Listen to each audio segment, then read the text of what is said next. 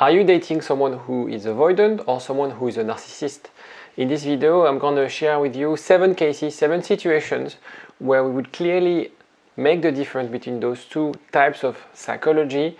It's very important for you to make the difference because obviously dating someone who's avoidant and dating someone who has a narcissistic personality disorder is very different and will have a huge effect on your life and how you perceive relationship. I will explain everything after the jingle. IGetMyExPack.com. Everyone deserves a second chance. First of all, let me clarify something. Everybody is a narcissist. When you look at social media and on internet, the blog articles, there's a huge proportion of articles dedicated to this personality type. You have to remember that 1% of the population can be considered as a narcissist. So it's important because if you compare this with the population of avoidant, it's 25%. So I'm not saying that it doesn't exist. I'm not saying that you're not dating someone who has narcissistic traits, but it's very important for you to accept that statistically, it's very uncommon to date someone who has a narcissistic trait. The thing is, you have to remember, is obviously you will suffer, you potentially will suffer dating someone who's avoidant as well. What you have to understand is how you can protect you and how you can make the right decisions based on the dynamic. Again, it's really about learning about psychology, about how people behave so you can protect yourself, choose the right partner. Because it's also an element of, dating someone who's avoidant or who has narcissistic trait can traumatize you in a way, can make you lose confidence in your ability to date someone who can make you happy, right? So it's very important to adapt and understand, because I don't want you to date someone who has have a difficult experience, difficult breakup, and feel that you can't trust men or you can't trust women because you in a way define the relationship as being manipulative. Of course, there are people who want to be happy, who want to make you happy. You will find those people. But let's deep dive on the 7 cases, the 7 situations where we will see it's slightly different to be an avoidant than to be a narcissist. Intention matters. So for people who have those narcissistic traits, they crave admiration. It's really about how they can put themselves forward. How can they be? It's not about being loved, but being sort of knowing that they are famous amongst their friends, that they are admired. And so they will do things in a calculated manner. For avoidant, how it's perceived, it's self-preservation. They put that distance because that's how they grew up. That's their safe space. I used to be avoidant, and sometimes I default to my avoidant side. And so my self-preservation, my coping mechanism is to be on my own, is to stay on my own and reflect on my own. That's the way I self-soothe, and that's the ability that we learned as we grow up as avoidant. Second one is empathy. Let's put it clear, narcissistic people, they have no empathy towards others. And sometimes when you date an avoidant, you feel like he doesn't understand me, he has no empathy or she has no empathy. It's slightly different. They understand that you suffer, they can feel empathetic, but they don't even allow themselves to be empathetic with themselves. Meaning that when they are sad, because when they were a kid, for example, maybe their parents dismissed them, boys don't cry, or it's okay, it's gonna be fine. Their reality of emotions is that they don't necessarily understand their emotions. So the range of emotions that you might feel when you are secure, anxious, you have a whole range of emotions and you know them very well. For avoidant, it's like happy, sad. That's the only range of emotions. And also it's about processing those emotions, because dismissive avoidant, they dismiss emotions. And so when you're sad in front of them, they might be feeling like, why is it so hard for them? Why are they crying? Because when it happens to me, I dismiss stuff. Okay? So it's not a lack of empathy, it's just a question that they don't understand. So they can relate to you in the sense of, it could make you sad. They could be sad seeing you sad, but it's going to be hard for them to really feel the way you feel. I don't know if it makes sense. Compared to narcissistic, you're sad, they don't care that you're sad. So it's slightly different. The relationship dynamic. Narcissistic people would be very controlling. They want to do things on their way. They want you to do things in a certain manner. As I discussed before, it's about admiration.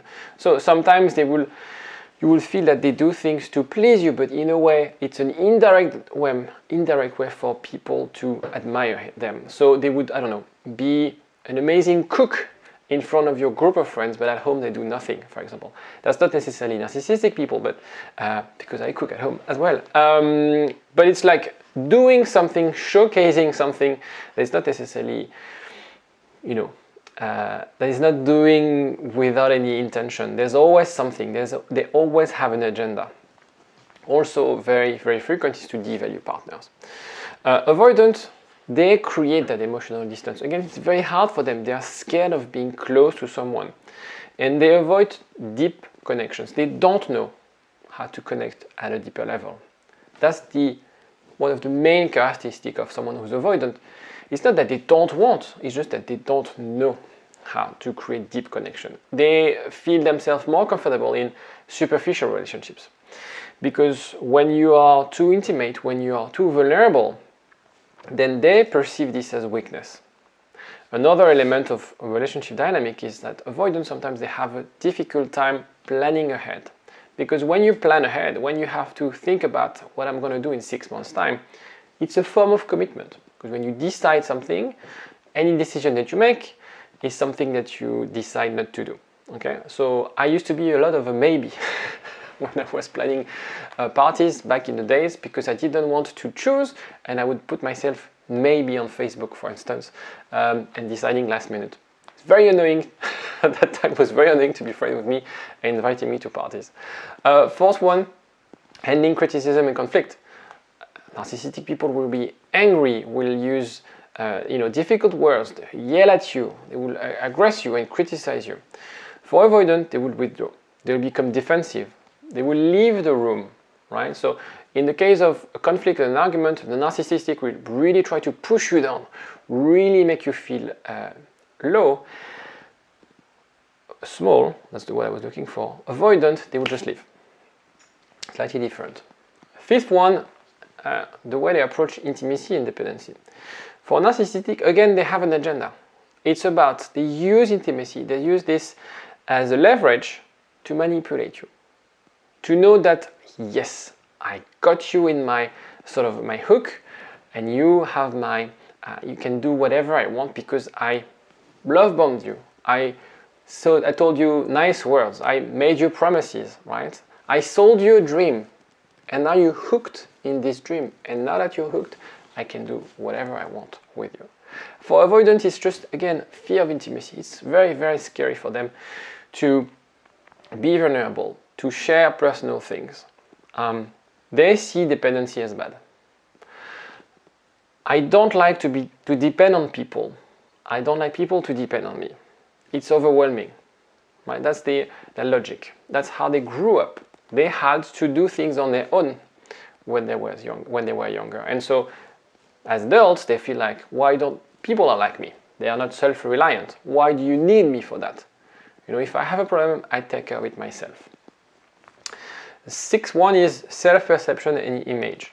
Obviously, narcissistic people, they have an inflated self-image. They are God. Okay? They feel superior. I'm God and you're the people, right? And you have to sort of do things for me to please my ego. It's very much ego-driven. Avoidant, it's more about self-reliance. So it's not about superiority. It's just that they isolate themselves. Sometimes we refer them as islands. And so island is not superior than anyone else. It's just that their own place, their own safe place. Another element that sometimes people feel, yeah, they are narcissistic people. Avoidant, they use deactivation strategies when they don't work on themselves and they feel a bit overwhelmed by the relationship. They will start focusing on their partner's flaws. And so it could be perceived as, they feel superior as me.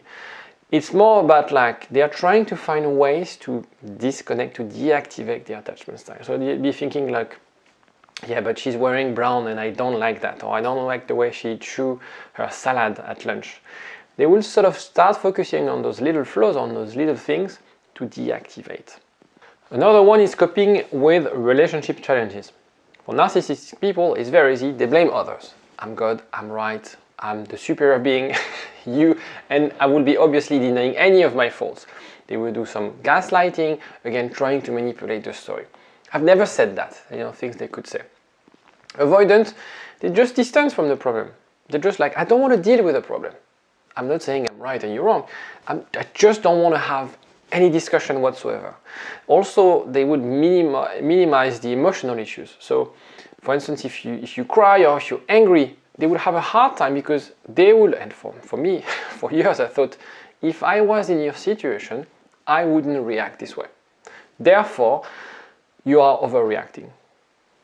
Now, as a therapist, I know that it's not really how it works, because in this situation, with your own secure attachment style, with your own belief system, with your own perception of how you handle emotions, I understand why you react this way. I understand why you cry. But it doesn't mean because I wouldn't react this way, so it's very, obviously, we feel that they're not empathetic. It's just that it's very hard for anyone to understand how people react when you're different. And so an anxious person will always feel more empathetic than an avoidant, but in a way, it's very hard for them as well to understand how this person can be self-reliant, or how this person can withdraw like this. So what to do?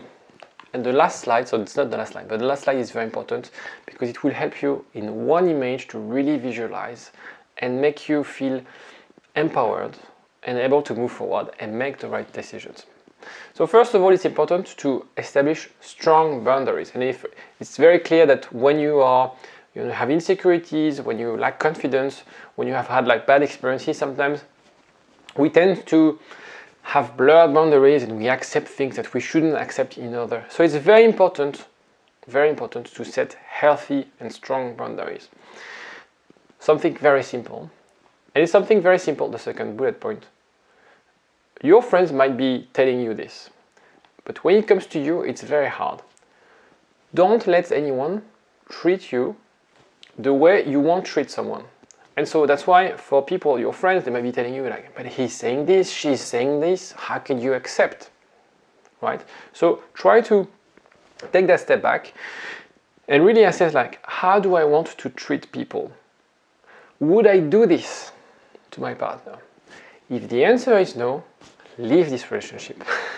And now it's also about how you can promote openness. Check if your partner wants to connect. If your partner has an avoidant attachment style, but has feelings for you, there are ways for him or her to open, to have a discussion. It's going to be a bit of work because it's something new, but they can do it. If they love you, if they care about you, they will make the effort to open up a little bit. And last but not least is never to take things personally, because it's very important. Sometimes we feel, I'm being treated like this because I deserve it. No, you don't deserve any bad treatment, any abusive behaviors. It's very important to assess that they are treating you like this. It could be anyone else. They would treat that person exactly the same way. The only difference is that you accept it. The only difference is that you don't try to shift the conversation or the dynamic to something more constructive. And if that person rejects this, walk away. Now, the last slide is very important. Remember these images. The first one is a narcissistic person, the second one is an avoidant. The way I like to describe avoidant is little kids. Little kids who would go back in their room and cuddle their dummy when they're upset, when they're sad. Little kids who are scared of commitment, who are scared of opening up because they have no clue on how to do it. Narcissistic people are the ones very mature in a way. One is immature, one is mature. Narcissistic people is really about calculated. How can I use this person? How can I get what I want from this person? And I will do whatever it takes. I will say whatever it takes. Again, when it comes to words, avoidant will mean what they say. And it will cost them a lot to open up, to say I love you, to say you're important for me. For narcissistic people, they will tell to anyone, I love you, as long as it gets them what they want. Remember these images. If you're, for instance, dating someone avoidant and you feel frustrated, you feel this person is evil, is bad, remember, he or she might be just a little kid. That doesn't mean you should take them back, you should date them, because you don't want to be dating a kid. So it's important to how you can bring them a little bit more maturity. They need to do some work. It shouldn't always be you doing the work. And it's important to assess and remember that it's not your fault. You're just dating someone who has those sort of insecurities with them. If you have any question, let me know in the comment section. If you want more videos about NPD, narcissistic personality disorder, let me know in the comment section. I will see you next time. Bye bye.